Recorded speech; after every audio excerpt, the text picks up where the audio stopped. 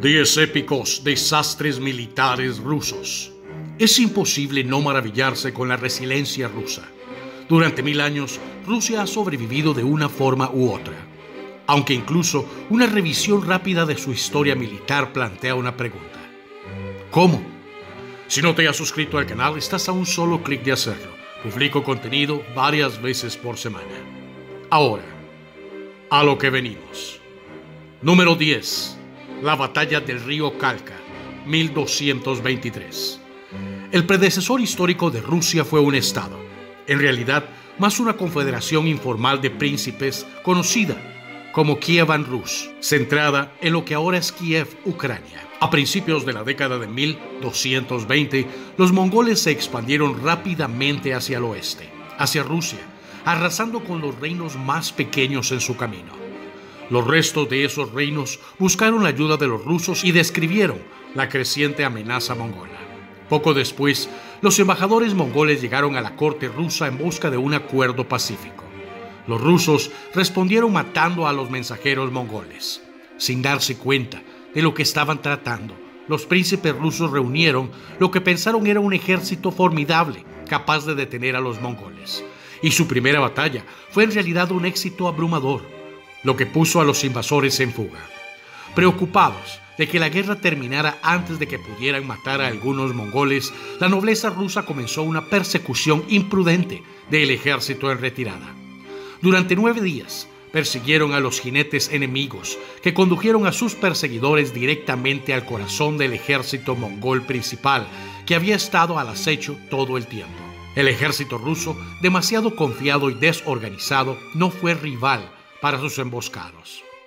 Cuando uno de los principales príncipes rusos se rindió, los mongoles aceptaron con gusto y luego lo masacraron a él y a su ejército.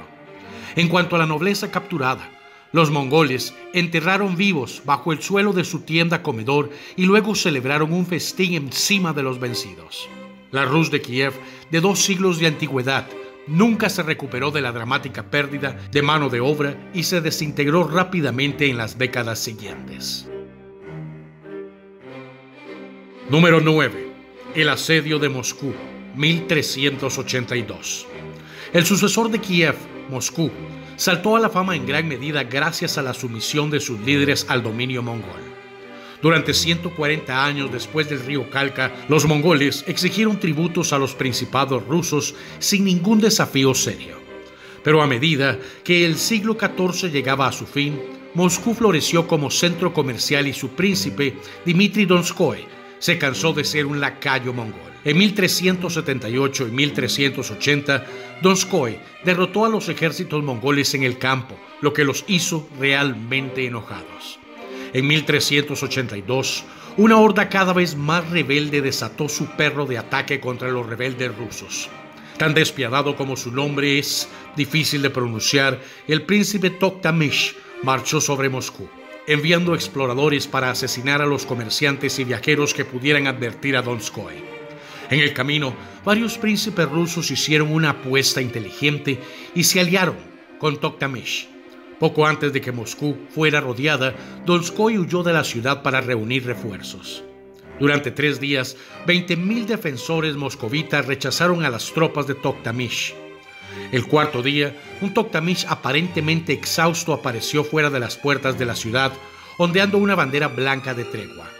Llenos de alegría por su buena fortuna, los habitantes de la ciudad enviaron un desfile de enviados que llevaban regalos y tributos al príncipe mongol. Pero antes de que pudieran comenzar las negociaciones de paz, los espadachines mongoles salieron corriendo de su campamento, masacraron a la procesión y atravesaron las puertas de Moscú, arrasando todo lo que había dentro. Cuando Donskoi regresó, encontró una pila de escombros carbonizados y cadáveres donde solía estar su ciudad. Habiendo perdido todo, Donskoi y los restos de su principado se sometieron una vez más al dominio mongol. Número 8. La captura de Vasili II, 1445. Los esfuerzos de Dmitri Donskoi revelaron el debilitamiento del control de los mongoles. Pero aún hubo más pasos en falso en el camino hacia la independencia moscovita. Vasili II, el gran príncipe de Moscú, apenas podía mantener el control de su ciudad debido a los constantes conflictos internos, y los grupos tártaros vecinos asaltaron la frontera con impunidad. En respuesta a una de estas incursiones, Vasili reunió una fuerza de 1.500 soldados. Para demostrar que sus detractores estaban equivocados, decían que era un líder débil y sin talento. Decidió liderar el ejército él mismo.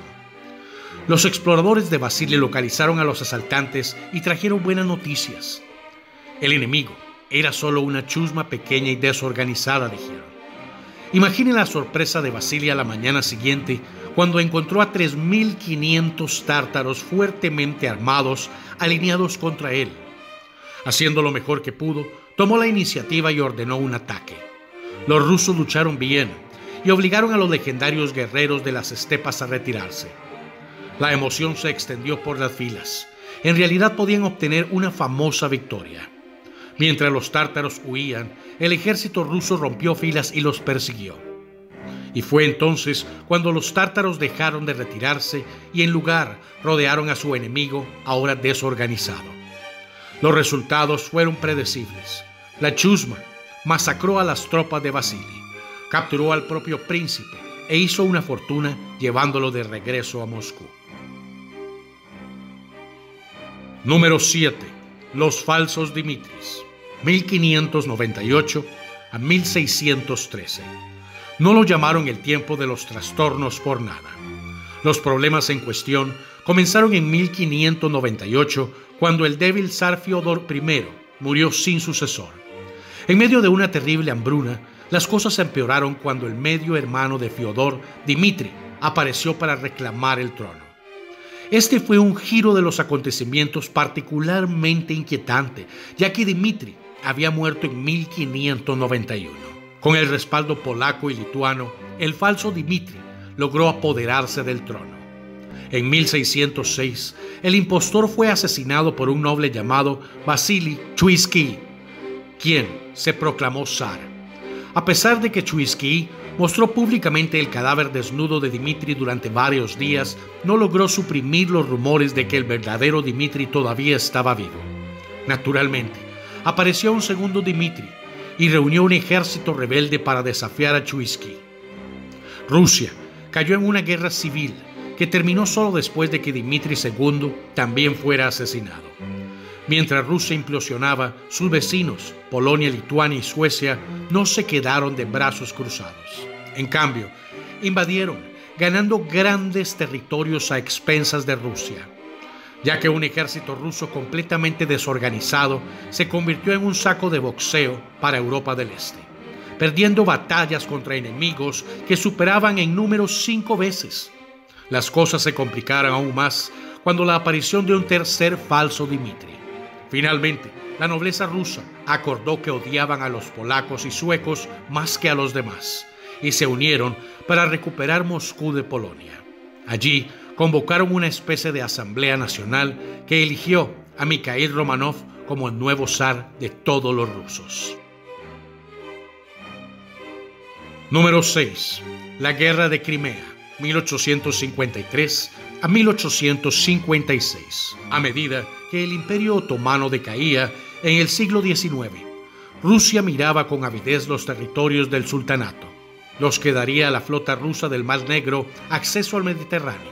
Rusia expresó públicamente su preocupación por el bienestar de los cristianos ortodoxos que vivían bajo el dominio otomano. En 1853, el ejército ruso invadió la provincia balcánica turca de Moldavia. En respuesta, Turquía declaró la guerra. Francia y Gran Bretaña hicieron lo mismo de inmediato para evitar que Rusia se apoderara del mundo. Lo que siguió fue una contienda de 3 terribles ejércitos y uno pasable, el francés, de los cuales el ejército de Rusia fue con mucho el peor.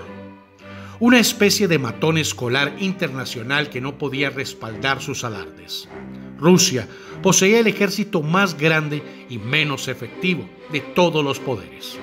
Sus tropas eran esencialmente soldados esclavos armados con la última tecnología del siglo XVIII, mosquetes que disparaban un cuarto de distancia y la mitad de rápido que los rifles anglo-franceses. En general, Crimea se parecía a la guerra civil estadounidense. Las tácticas eran de la era napoleónica con armas modernas, y si los rusos carecían específicamente de armas modernas, ciertamente no carecían de tácticas obsoletas. Las obtuvieron de primera mano del mariscal de campo Iván Paskevich, de 72 años y veterano de las guerras napoleónicas. Afortunadamente para Rusia, sus enemigos eran poderosos cuando se combinan, ya que cada uno poseía solo un brazo verdaderamente efectivo: la Marina británica, el ejército francés y la artillería otomana. Por supuesto, Rusia tenía números, y si Rusia en la década de 1850 tuviera los ferrocarriles o la infraestructura para llevar esas tropas y suministros al campo, podría haber sido una historia diferente. Sin embargo, Rusia desplegó suficiente carne de cañón y los oficiales aliados lideraron lo suficientemente mal que se llegó a un punto muerto. En el proceso murieron casi 1 millón de rusos, varias veces la cifra de los aliados. Los términos del tratado obligaron a Rusia a alejarse aún más de sus sueños mediterráneos. Después de Crimea, los aliados desmantelaron la flota rusa del Mar Negro. Número 5. La batalla de Tsushima Mae, 1905. La búsqueda continua de Rusia de puertos de aguas cálidas lo llevó hasta Port Arthur, que arrendó a China en 1898.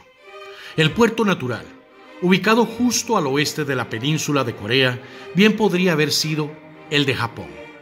La flota de buques de guerra rusos no apareció frente a la costa china para convencerlos de que Rusia sería un mejor inquilino.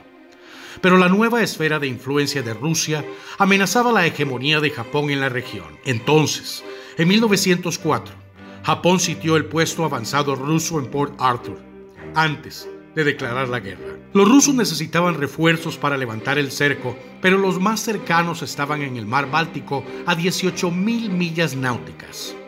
La flota zarpó en octubre y tuvo que dar la vuelta a África, ya que los británicos les habían prohibido el paso por el canal de Suez. Desde el principio hubo problemas.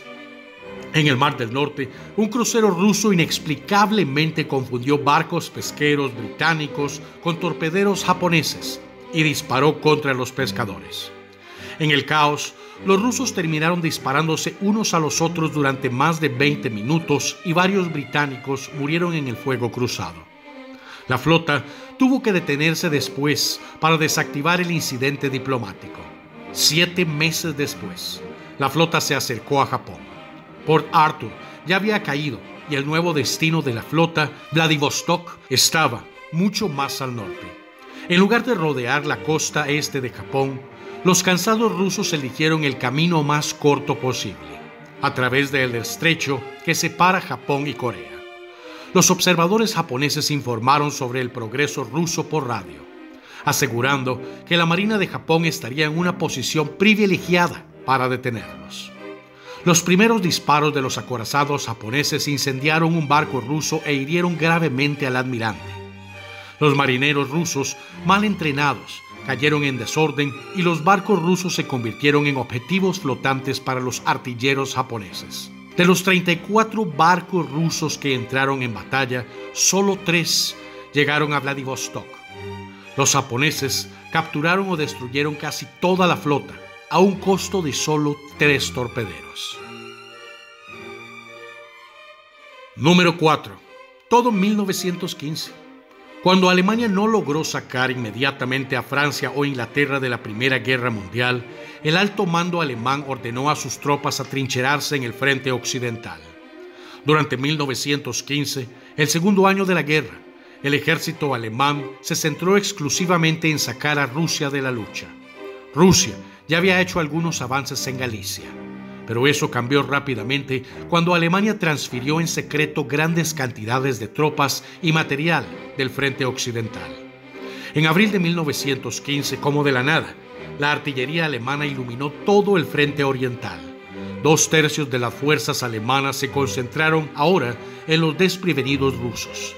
Casi de inmediato, el ejército ruso se hizo añicos. En un solo enfrentamiento en mayo, una ofensiva austro-alemana, tomó 140.000 prisioneros. Se hizo un intento pasajero de mantener posiciones fortificadas alrededor de Varsovia, pero también tuvieron que ser abandonadas antes del avance alemán. Miles de piezas de artillería y millones de rondas quedaron atrás en la retirada, lo que agravó la escasez ya rampante de ambos en el ejército ruso. Con más de 1 millón de soldados perdidos o prisioneros, la única opción para los rusos era una retirada masiva hacia el este, arrasando todo a su paso. En el proceso, Rusia concedió toda Polonia-Lituania. El 13% de todos los súbditos cayeron bajo la ocupación alemana. Después de 1915, las divisiones de combate de Rusia se redujeron en 1/3. Las pérdidas catastróficas aparentemente sorprendieron a Alemania, incluso más que a Rusia. El comando militar alemán concluyó que, si Rusia no se rendía después de la matanza de 1915, nunca lo haría. Número 3. La Guerra de Invierno, 1939 a 1940. En 1939, la Unión Soviética quería el control de Finlandia para crear un estado tapón. Finlandia deseaba mucho no ser parte de la Unión Soviética. A pesar de que el Ejército Rojo tenía más soldados, 5 millones, que los finlandeses, quienes tenían 4 millones, este último demostraría ser un motivador más poderoso. Por supuesto, no ayudó eso, con una estrategia aparentemente basada en medio de un exceso de confianza suicida. La Unión Soviética se precipitó en Finlandia sin estar preparada para los rigores de la prolongada guerra ártica, lo cual fue extraño, porque si alguna vez hubo generales que deberían haber entendido tal guerra, pensaría que serían los rusos.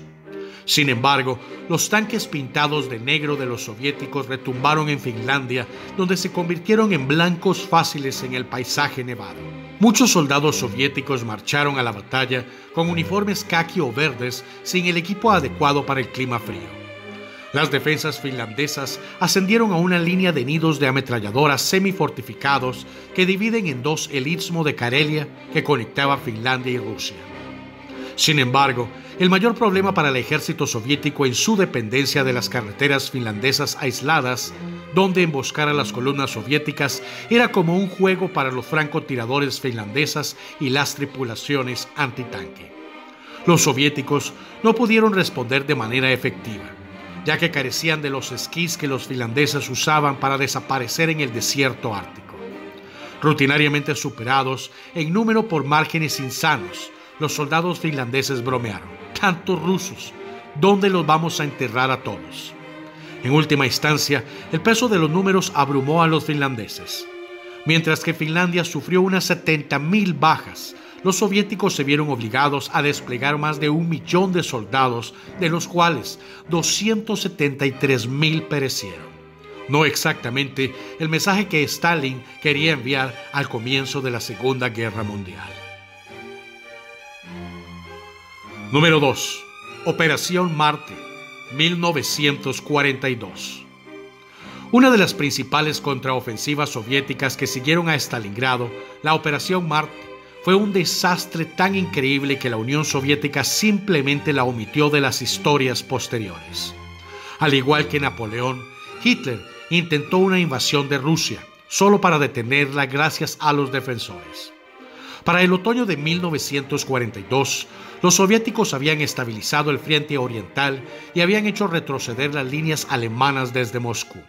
Sin embargo, una protuberancia que se asemejaba a la cabeza y el cuello de un dinosaurio aún sobresalía de la línea alemana, amenazando a Moscú. Para la Operación Marte, las fuerzas soviéticas debían envolver a los alemanes, concentrar su fuerza en el cuello estrecho y cortar la cabeza de las líneas alemanas. Los alemanes nunca podrían esperar mantener todo el saliente contra el ejército de 700.000 efectivos que tenían los soviéticos. En lugar de mantener una línea continua, optaron por fortificarse fuertemente y concentrar sus fuerzas en aldeas y sólidas granjas en todo el saliente. Esta sería una sabia elección. El día que comenzó el ataque, fuertes nevadas y una densa niebla obstaculizaron el bombardeo aéreo soviético e impidieron que su artillería se concentrara en las fortalezas alemanas. En el caos de la lucha inicial, los elementos soviéticos pasaron por alto innumerables bastiones alemanes por completo. Como resultado, los focos de resistencia se intercalaron en las filas soviéticas. Los contraataques desde posiciones eludidas cortaron la línea de suministro e impidieron que los comandantes de campos soviéticos se comunicaran entre sí. Como resultado, los defensores alemanes, superados en número, mataron, hirieron o capturaron a 500.000 soldados soviéticos en menos de un mes, mientras que perdieron solo 40.000 de los suyos. Número 1. La batalla de Grozny, 1994-1995. Deme una unidad de paracaidistas y eliminaremos a los chechenos en un par de horas, dijo el general ruso Pavel Grachev. Resultó que Rusia le dio a Grachev 38.000 soldados y cientos de tanques para sofocar el movimiento separatista checheno. Y todavía le tomó casi 2 años terminar la guerra, solo para perderla. De las muchas derrotas rusas durante la Primera Guerra Chechena, una de las peores se produjo en Grozny, la capital chechena de facto. Desde que Rusia anexó su país en la década de 1870, los chechenos anhelaban la independencia, por lo que se esperaba una feroz resistencia en Grozny. Sin embargo, el asalto de Grachev fue planeado apresuradamente. Básicamente, columnas blindadas completas con vehículos antiaéreos para contrarrestar la inexistente fuerza aérea chechena. Debían converger en el centro de la ciudad desde 4 lados. Y hasta allí llegó la planificación. En primer lugar, los ataques aéreos iniciales para suavizar la resistencia de la guerrilla destruyeron accidentalmente las carreteras de la ciudad que necesitaban los tanques rusos. Un periodista incrustado describió el avance de las fuerzas rusas como gatitos ciegos, mientras los vehículos blindados rusos corrían delante de sus escoltas de infantería solo para ser inmovilizados y destruidos por cohetes chechenos disparados desde ventanas a gran altura. La mayoría de los soldados rusos carecían de entrenamiento de guerra urbana y se negaron a abandonar sus vehículos de transporte de personal cuando los combatientes chechenos comenzaron a abrir fuego. La pesada armadura rusa no pudo maniobrar en las estrechas calles de Grozny y se detuvo casi de punta a punta, como una salchicha. Como dijo un checheno, en solo unas horas los chechenos destruyeron 400 tanques y vehículos blindados rusos, y hasta 4.000 soldados pueden haber muerto en la batalla.